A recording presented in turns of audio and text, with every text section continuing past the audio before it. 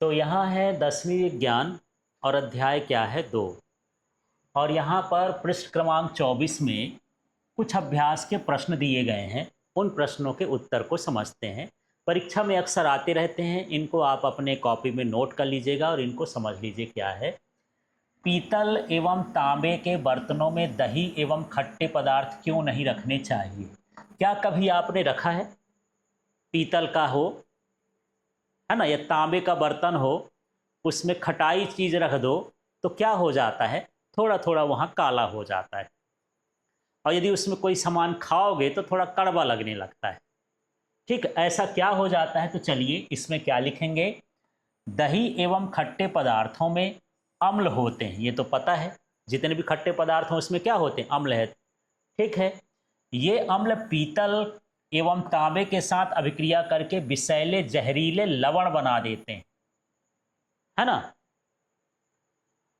और ये लवण हमारे स्वास्थ्य के लिए हानिकारक हो सकते हैं और भोजन को खराब कर सकते हैं। इसलिए पीतल एवं तांबे के बर्तनों में दही एवं खट्टे पदार्थ नहीं रखने चाहिए। याद हो गया? तो एक बार रिपीट करते हैं। सबसे पहले ये बताओ कि जो दही होता है या खट्टे पदार्थ होते हैं, इसमें क्या होता है? अम्ल। और पीतल और तांबे ये धातु होती हैं। तो जब इससे ये अम्ल क्रिया करता है तो क्या बनाता है? लवण। क्या बनाता है? लवण। ये लवण कैसे होते हैं? जहरीले होते हैं। अब उन जहरीले लवणों के साथ यदि हम भोजन को रखेंगे तो भोजन को खराब कर देंगे। हम खाएंगे तो हमको भी वो नुकसान पहुंचा देंगे। इसलिए खट्टे पदार्थों को जो है पीतल और तांबे के बर्तनों में नहीं रखना चाहिए। ठीक है, अब इसका दूसरा प्रश्न भी आप देख लीजिए। क्या दूसरा प्रश्न कहता है? धातु के साथ अम्ल की अभिक्रिया होने पर सामान्यतः कौन सी गैस निकलती है? एक उदाहरण द्वारा समझाइए।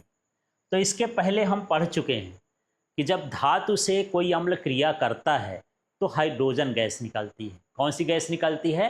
Hydrogen gas. अब आप इसका पता कैसे लगाओगे कि हाइड्रोजन गैस निकली?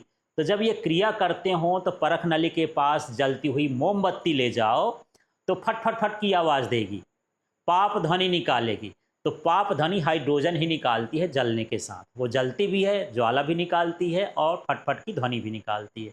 ठीक है, तो हम इस तरह से पता लगा लेंगे। तो चलिए इसका आंसर अब कैसे लिखेंगे तो सब यहाँ से देख लेते हैं। तो धातु के साथ अम्ल अभिक्रिया होने पर सामान्यतः कौन सी गैस निकलती है? हाइड्रोजन गैस निकलती है। ठीक है, अब इसको हम उदाहरण सहित समझा देते हैं। जैसे जब दानेदार जिंक की अभिक्रिया तनु सल्फ्यूरिक अम्ल के साथ कराई जाती है तो हाइड्रोजन गैस निकलती है ना। ये क्रिया को बता सकते हो। ये जिंक है, ये H2SO4 है। जब ये क्रिया करता है तो जिंक सल्फेट बन गया ना, जिंक के साथ ये बन गया और H2 कहाँ हो गया? बाहर हो गया। तो हम बता दिए कि जब धातुएं अम्ल के साथ क्रिया करती हैं तो क्या निकालती हैं? H2 gas. ये उदाहरण भी बताना है। इसके बाद हम जांच कैसे करेंगे कि H2 गैस निकल गई? तो जलती हुई मोमबत्ती को जब गैस के बुलबुलों के पास लाया जाता है तो गैस में पाप की ध्वनि उत्पन्न होती है ना। और यदि पाप शब्द आपको न आए तो फटफट लिख सकते हो। फटफट की ध्वनि उत्पन्न होती है जिससे पता चलता है कि यहाँ पर हाइड्रोजन गैस है। ठीक, अब चलिए इसका तीसरा प्रश्न देख लेते हैं। और ये प्रश्न क्या है इसको समझते हैं। कोई धातु यौगिक ए तनु हाइड्रोक्लोरिक अम्ल के साथ अभिक्रिया करता है तो बुदबुदाहट उत्पन्न होती है।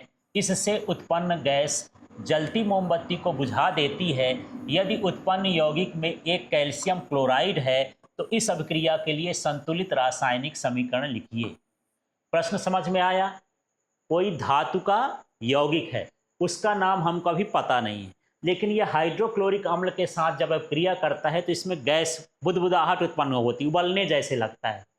ठीक है, तो उसमें कुछ गैस निकलती है। यदि जलती हुई मोमबत्ती को ले जाएं तो गैस, वो मोमबत्ती क्या हो जाती है? बुझ जाती है।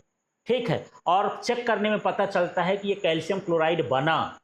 तो ये क्या था? कौन सी अभिक्रिया है? तो देखिए यहाँ पर, चूंकि गैस जलती मोमबत्ती को बुझा देती है इसलिए वह गैस कैसी होगी? Carbon dioxide.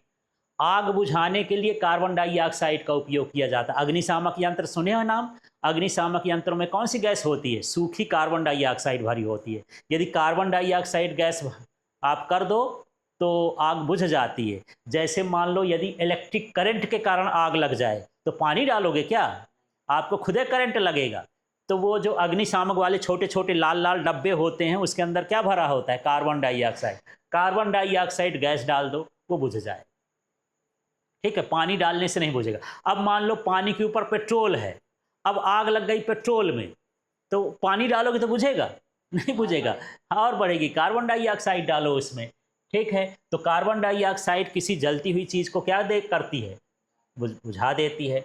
और जो बुदबुदाहट और कैल्शियम क्लोराइड का बनना यह दर्शाता है कि धातु यौगिक कैल्शियम कार्बोनेट है, क्योंकि कैल्शियम कार्बोनेट जब हाइड्रोक्लोरिक अम्ल से क्रिया करता है तो वो कार्बन डाइऑक्साइड बनाता है, कैल्शियम क्लोराइड बनाता है। चलिए इसका रासायनिक संतुलित समीकरण देखते हैं।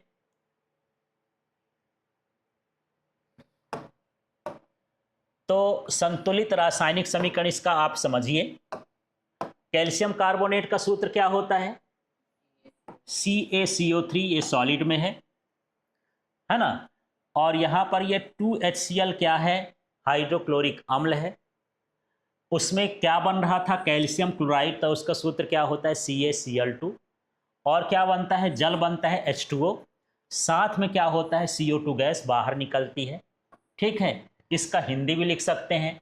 ये है कैल्शियम कार्बोनेट, ये है हाइड्रोक्लोरिक अम्ल, फिर यहाँ पर क्या बना? कैल्शियम क्लोराइड बना, साथ में जल बना और कार्बन डाइऑक्साइड बना। इस तरह से इसकी रासायनिक अभिक्रिया लिखना है। तो ये तीनों क्वेश्चन आप जो है अपने नोट्स में लिख लीजिएगा और इनको दोबारा से पढ़ के देख लीजिएगा।